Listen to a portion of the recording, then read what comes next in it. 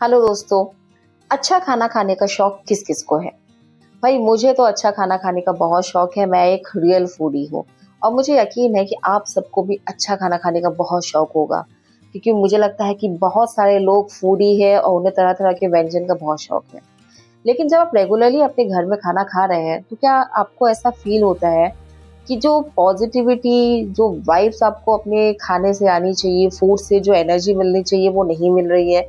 कहीं न कहीं आपकी एनर्जी डाउन हो रही है, आपको हेल्थ इश्यूज़ आ रहे हैं या एक अजीब-सा चिड़चिड़ापन आ जाता है आपको खाना खाने के बाद, मतलब आपको एक पॉजिटिविटी कहीं न कहीं नहीं मिल पाती है, या आप घर के किचन में भी जा रहे हो, अगर आप कुकिंग कर रहे हो, वहाँ खड़े हो, टाइम बिता रहे हो, तो आपको लग रहा है कि कुछ हेवीनेस है, कुछ सही नहीं है। तो इसका कारण क्या है? आइए मैं आपसे कुछ शेयर करती हूँ आपके घर के किचन के बारे में। अगर आपको अपने फूड से पॉजिटिविटी नहीं मिलती है या आप हेल्थ इश्यूज़ जनरेट करते हैं, कोई नेगेटिव फूड कंटेंट आप ले रहे हैं, तो इसका कारण आपके किचन का वास्तु हो सकता है। जी हाँ, तो किचन के वास्तु के बारे में अगर हम बात करें, तो सबसे पहले हम देखेंगे कि आपका किचन का स्टोव जिस पे आप रख के खाना बनाते हैं, वो कैसे रखा हुआ है। शायद ज़्यादातर लोगों को ये पता होगा, गूगल देखने के बाद या जैसे भी तरीकों से आपने सुना होगा कि खाना बनाते वक़्त हमें ईस्ट की तरफ अपना फेस रखना चाहिए। लेकिन इतना जानना ही काफ़ी नहीं है, और भी बहुत कुछ है जिसकी जानकारी आपको होनी चाहिए। तो सबसे पहली चीज़ जो डेफ़िनेटली, अगर आप ईस्ट की तरफ देख के खाना बनाते हैं तो नथिंग बेटर देन दैट, वो एक बहुत ही अच्छा ऑप्शन है, क्योंकि ईस्ट से जो पॉज़िटिविटी मिलती है वो पॉज़िटिविटी खाने में जाती है। वही खाना हम खा रहे हैं तो हमारे बॉडी में, हमारे माइंड में वो पॉज़िटिविटी रिसीव हो रही है। लेकिन अगर बाई चांस ईस्ट की तरफ हम नहीं देख रहे हैं, तो और किस तरफ हम देख सकते हैं? देखिए, आप किसी भी तरफ देख के खाना बना सकते हैं सिवाय साउथ के। साउथ की तरफ देख के आपको कुकिंग नहीं करनी है।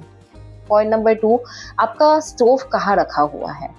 बहुत ही अच्छा होता है, जो बेस्ट प्लेसमेंट होती है स्टोव के लिए वो होता है कि आप अपने किचन का साउथ ईस्ट कॉर्नर ढूंढें।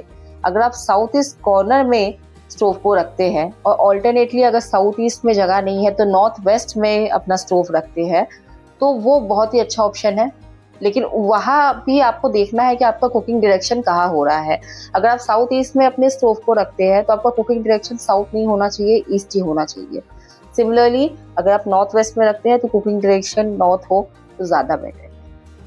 ये एक पॉइंट हो गया। तीसरा पॉइंट ये है कि आपका स्टोव और आपका सिंक अगर सेम लेवल पे ना हो तो बहुत ही अच्छा है। मतलब अगर सेम स्लैब पे है तो गलत हो रहा है, क्योंकि सिंक है आपका वाटर एलिमेंट और स्टोव है आपका फायर एलिमेंट, और फायर और वाटर दुश्मन होते हैं, उनको एक साथ नहीं रखना चाहिए। तो अगर दोनों सेम स्लैब में नहीं है तो उससे बेस्ट तो कुछ नहीं है। लेकिन कई बार ऐसा नहीं होता है, हमें एक ही स्लैब मिला रहता है फ्लैट्स में, तो उसी एक ही स्लैब में हमें सिंक और स्टोव को रखना पड़ता है।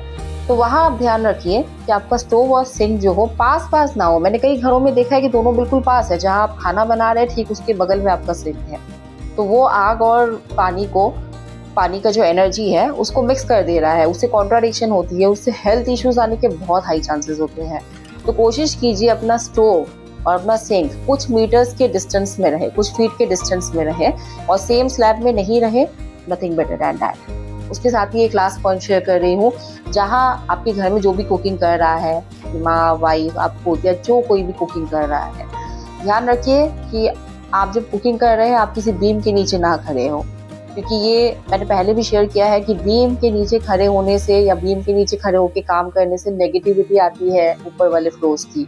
तो अगर आप बीम के नीचे खड़े होकर कुकिंग कर रहे हैं तो वो भी एक रीज़न हो सकता है आपके फूड को नेगेटिव करने का।